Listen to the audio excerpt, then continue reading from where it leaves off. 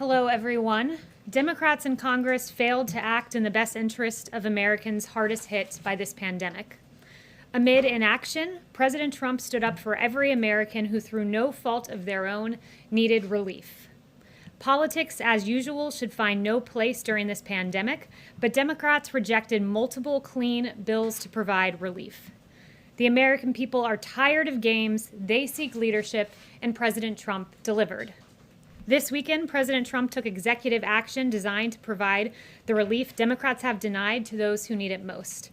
Through 4 executive orders, he took the following steps. On the payroll tax, he deferred payments of the employee portion of certain payroll taxes from September 1st through the end of 2020.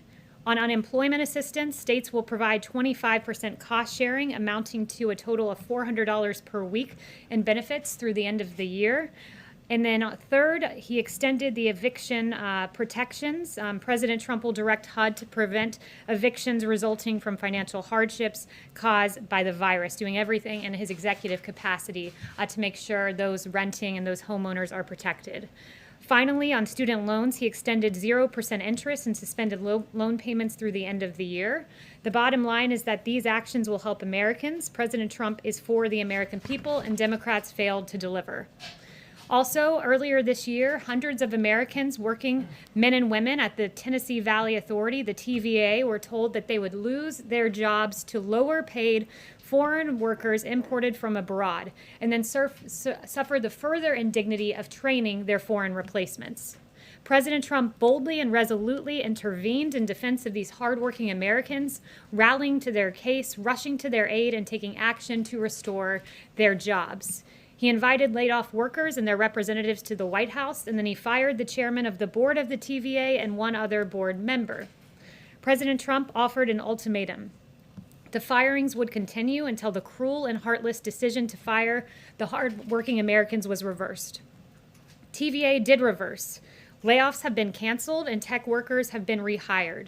In the words of Gay Henson, president of the Engineering Associates IFPTE Local 1937, the labor union representing the 2,200 highly skilled professionals employed by the TVA, in Ms. Henson's words, the president's personal intervention saved these jobs, restored the workers to their rightful place, and set TVA on the path to returning to its mission of service to both the workers at the TVA and to the people of this country.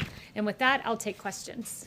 Yes. Kayleigh, thank you. Starting right there with the president's actions over the weekend, how quickly can Americans expect to see that extra $400 of unemployment insurance? So we hope to see it quickly and close to immediately. I don't have an exact readout for you on time, but a lot of this will depend on states and them applying, because as you know, it's 75% federal government covering and 25% the states, and they can use CARES funding or even existing unemployment funds for that $100, but it will require an application process. And given that part of it is up to the states and the application process, is it possible that there will be a delay and that some individuals won't see this relief at all? We will be working around the clock to make sure there's not a delay, but any delay that does exist, it's important to note where that delay and the responsibility rests. And it's with Nancy Pelosi and Chuck Schumer, who they were offered a clean extension, not of $400 of unemployment benefits, but $600, and it was roundly rejected by Democrats. So this president stood up for the American worker at a time when Democrats refused to do so. And just to be very clear, you're saying that you're going to work around the clock. You want it to get to Americans quickly. Are we talking weeks? Are we talking a month? Can you pinpoint the timeline? I can't pinpoint a timeline other than we'll be working around the clock, and we encourage Democrats on the Hill to come back. Secretary Mnuchin has said he's willing to review any proposal because the American people deserve better than the games and the partisanship they've seen from Nancy Pelosi, Chuck Schumer, and their Democrat colleagues. Ben. Thanks, Kayleigh. 2 questions. Just to follow up on what Kristen was asking, is there a mechanism by which the federal government can provide the $300 immediately, even if states don't provide the $100? Well, it's important and in fact required by statute that 25% of that money be provided by states, and the 75% is what we can do from the federal government side. I would note states can look to CARES Act funding as a way to bring that $100 forward. They can also look to the general fund, but we will be pursuing every creative way possible to make sure that the preeminent priority prevails, and that is making sure that this money gets to America's workers. And then the orders that the president signed, that doesn't address funding for small business businesses or for schools or stimulus checks. Does he still want legislation to address all of those things? And is he willing to negotiate with Democrats? He absolutely would love to see both of those things. School funding is very important, and he's been for second round of direct payments.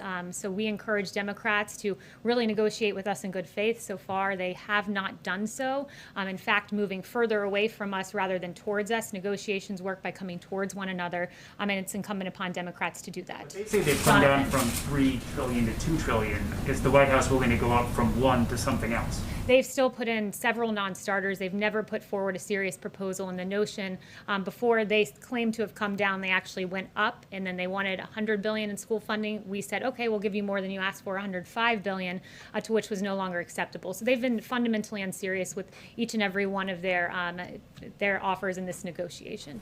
Yes. Thank you. A number of Democrats, but also Republican Senator Ben Sasse, have suggested these executive actions are unconstitutional. Can you walk us through what the White House is using as a legal rationale for the president to step in here, and would you be able to share the legal opinions?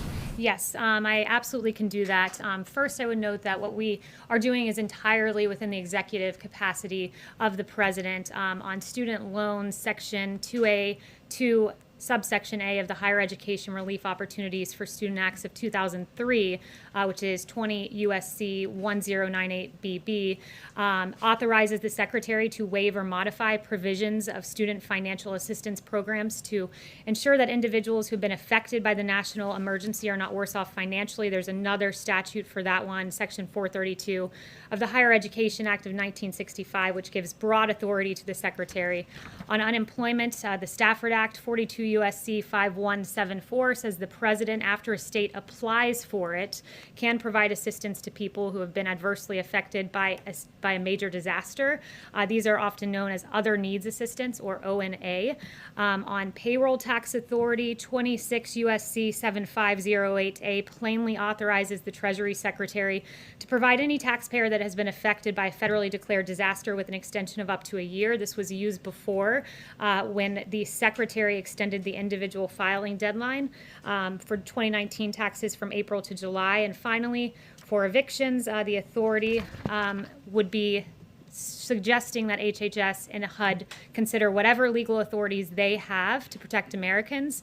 And also, the president merely instructed in that EO that we should do everything within the lawful capacity of the executive branch to protect Americans from evictions.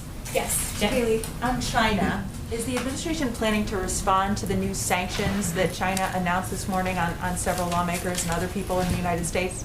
So I won't get ahead of the president on any actions, but we are certainly aware of the announced sanctions. And instead of taking meaningful actions, such as immediately repealing the national security law and stopping the systematic repression of Uyghurs, the Chinese Communist Party opted to respond with this symbolic and ineffectual action. And a growing number of nations around the globe are demanding real action from Beijing. The ball is in the Chinese Communist Party's court. This president has stood strongly against China, and he'll continue to do so. Is there any discussion, Kayleigh, of delisting Chinese companies on the U.S. Stock Exchange? Again, I won't get ahead of the president on any official announcements. Yes. Thank you. The president said over the weekend that he had heard from Democrats about wanting to restart these negotiations. Who exactly did he hear from? And then also his tweet this morning regarding, he said that he had his, he said that Leader Schumer and Speaker Pelosi had his number and regarding negotiations.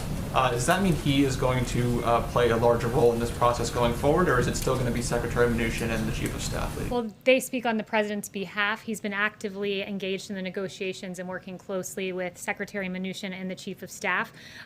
Democrats should come to the table. Their immediate statement in the aftermath of the president issuing these EOs says that they would like to meet halfway, but those are empty words from Democrats that they'd like to meet halfway, because so far they've just gone in the other direction. So did anybody reach out to him? I'm not going to go through the president's call logs, but you guys can ask him later today if you'd like. He'll have a press briefing at about 5:30. Jeff. Thank you, Kayleigh. Secretary Pompeo has raised the issue of Russian bounties on U.S. soldiers in Afghanistan with his counterpart. Does that mean that the administration now considers the intelligence on this secure or clear? And if so, does the president plan to raise it with President Putin? Yeah, so on the part about Secretary Pompeo, I'd refer you to the State Department. That was a New York Times story. So in terms of his personal conversations, I would refer you there. But on the part of the president, this was unverified, not conclusory as the New York Times initially reported. The president will always act in the interests of our troops and look no further than the killing of Soleimani and al-Baghdadi, which brought vindication to hundreds of U.S. servicemen and women who lost their lives overseas. Just to be Yes. clear, does that mean that that Pompeo did not raise this? Does that mean that I would refer you to the State Department. But are the two sides seeing seeing the intelligence as different here and the State Department? Again, you're asking me to verify reporting that would be in the realm of the State Department, but rest assured this president will always act in the best interest of our troops. Yes. Thanks, Kayleigh. Back on the executive orders the president signed this weekend, as a candidate, Donald Trump criticized fairly sharply Barack Obama's use of executive orders and faulting him for failing to reach deals with members of Congress. How were the president's actions this weekend any different from President Obama's? They're a lot different when you consider the fact that President Barack Obama utilized executive order to push forward a policy that he denied he had the right to push forward 23 times on DAPA and on DACA. He said at least 23 times, I don't have the power to do this, and then he went on to do just that. I've already listed out and enumerated the various legal authorities on the part of the president, and in terms of deal making, I would note that the CARES Act was landmark legislation, at really the height of this pandemic, that brought relief to the American people, and that was negotiated within 1 week from first drafting to enactment. And by comparison, if we want to go back to President Obama, the American Recovery Act during the Great Recession took roughly 3 months from inception to enactment as law under single-party control. This president managed to push the CARES Act through divided government. Yes. Kayleigh, the deal that the president announced late last month with Kodak to make new drugs in the United States is apparently on hold now amid allegations of insider trading. Is the president concerned that his infrastructure here is being misused, that the Defense Production Act funds are potentially being misused? Would he pull the plug on the Kodak deal? And what does it say about the safeguards that you have in place that this potentially could have resulted in insider trading? So first, the president will always act in the best interest of the American people. As you noted, as soon as we became aware of these allegations, the International Development Finance Corporation said that the recent allegations of wrongdoing raise serious concerns. We will not proceed any further unless these allegations are cleared. The president has strong faith in the process here. We've used the DPA more than 30 times to increase production, and it's been to great effect when you consider in the stockpile. We've seen vast increases, tripling the amount of N95s, tripling the number of gowns, 4 times the number of ventilators on hand at 69,000, and we'll have more than 10,000 more by the fall. So this president has used the DPA effectively, but we're certainly aware of the Kodak allegations and take them seriously. Would he pull the plug on that deal? I'll leave that to the president, but he takes these very seriously. We Thank- won't speculate as to what that investigation finds. Thank you. Yes. 2 questions for me. The president just tweeted that Gettysburg would be one of the 2 sites he's looking at. What can you characterize the message that he'd want to be sending with that choice, if it was that choice? Yeah, I won't get ahead of the president as to what his convention speech will look like, but the president has done a lot to bring this country together. We've faced unprecedented challenges, and he's worked to make sure that the American people are best equipped and taken care of to rise above the challenges that we face, and he has a strong record of achievement that he'll be touting on that day. Sorry, the other question, if you don't mind. Is there a message to the protesters in Belarus? Is the president looking at that? Is he supporting them? Yes, so we are looking at that, and we're deeply concerned by the Belarus presidential election. Severe restrictions on ballot access for candidates, prohibition of local independent observers at polling stations, intimidation of opposition candidates, and the detention of peaceful protesters and journalists have marred the process, and we urge the Belarusian government to respect the right of to peaceably assemble and to refrain from use of force. Yes. Thanks, Kayleigh.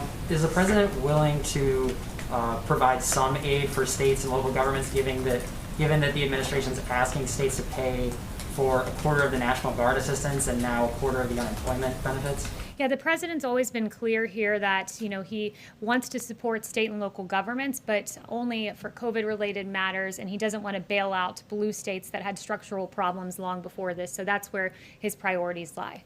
Yes.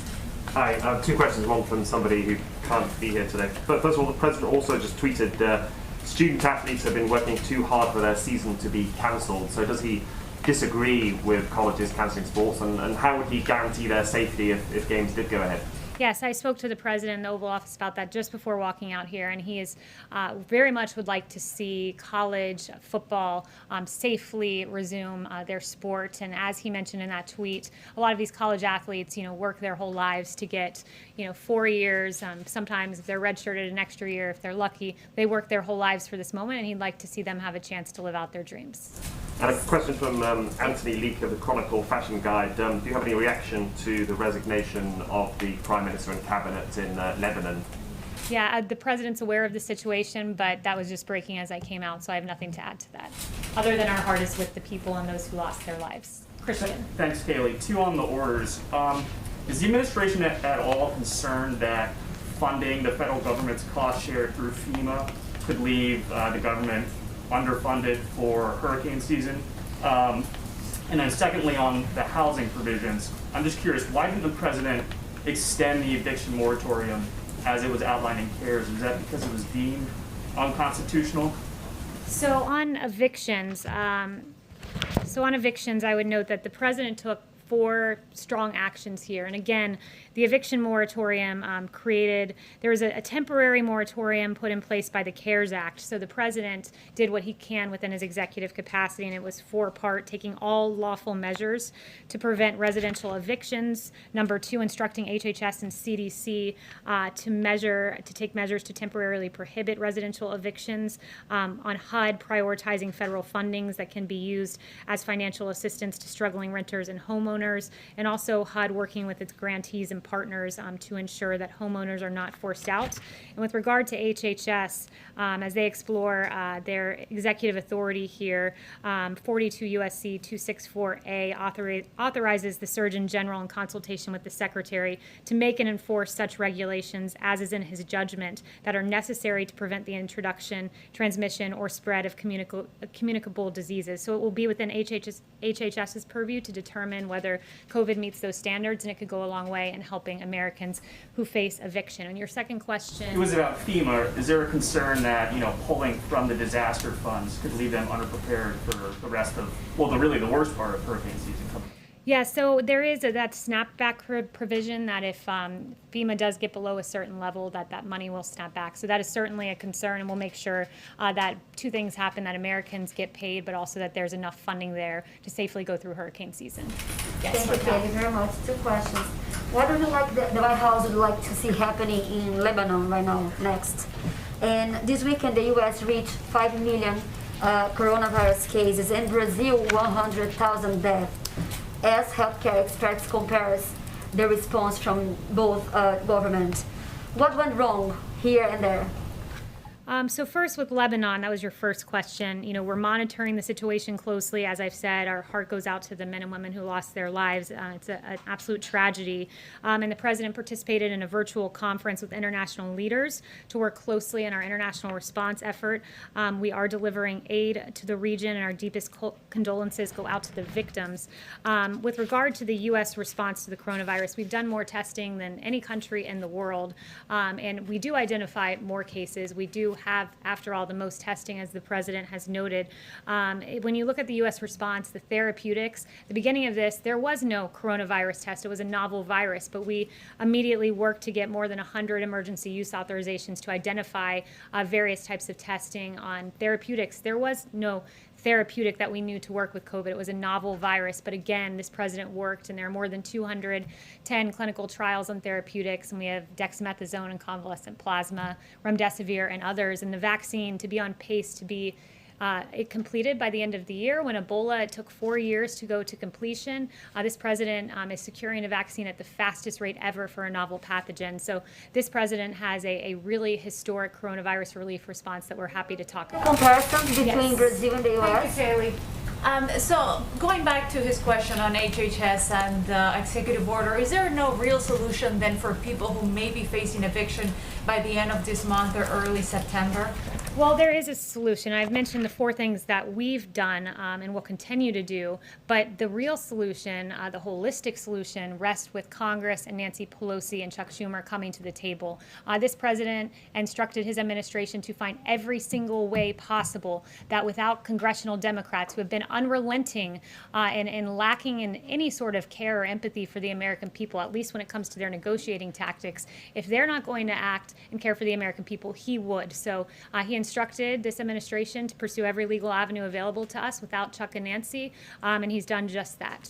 And then on the, Chanel. Thanks, Kayleigh. Just so that with the president bypassing Democrat stalling with the stimulus bill, as we've been discussing in this room, how pressing is it to actually have a next phase bill? Because it seems that the executive order and the 3 memoranda that he just signed really was kind of a wish list of items he wanted to pass. So how motivated is the White House to push for a next phase stimulus bill in spite of what Mnuchin said this morning? Yeah, the White House is still motivated. You know, the president would love to see the direct payments to Americans. The president would love to see the school funding. There are several items that we'd like to see happen. The more relief for the American people and those in need in particular, the better. But this president, you know, has taken action to alleviate some of that burden. But make no mistake, there's still much more that we'd like to accomplish. But that includes having willing negotiating partners in Congress. And so far, we have none in the Democrat Party, it seems. And then finally, one thing I want to leave you guys with is that 18 days ago, Mayor Ted Wheeler tweeted, "What I saw last night in Portland was powerful in many ways. I listened, heard, and stood with protesters, and I saw what it means when the federal government unleashes paramilitary forces against its own people."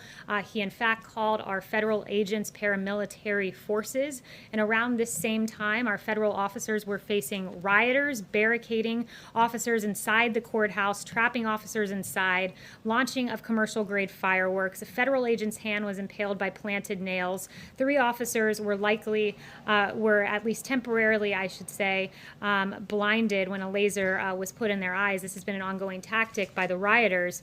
That was 18 days ago when Mayor Wheeler stood with the rioters and against the, quote, paramilitary forces. But just 4 days ago, it appears Mayor Wheeler had a change of heart as local officers took over the situation in Portland, and he now, I guess this is what he believes now, quote, "When you commit arson with an accelerant in an attempt to burn down a building that is occupied by people who you have intentionally trapped inside, you are not demonstrating, you are attempting to commit murder." He could not be more right about that. It is a drastic change. It took him 73 days, I suppose, to come up with that realization. And what we're seeing in Portland with 6 nights in a row, riots being declared. On Wednesday, you had some of these rioters shining lasers in officers' eyes, disable security cameras, broke windows, used boards to barricade the doors, and start a fire with 20 sworn officers and civilian employees inside. This is unacceptable, and it is encouraging to see that the liberal mayor of Portland finally seems to realize that. Thank you, everyone.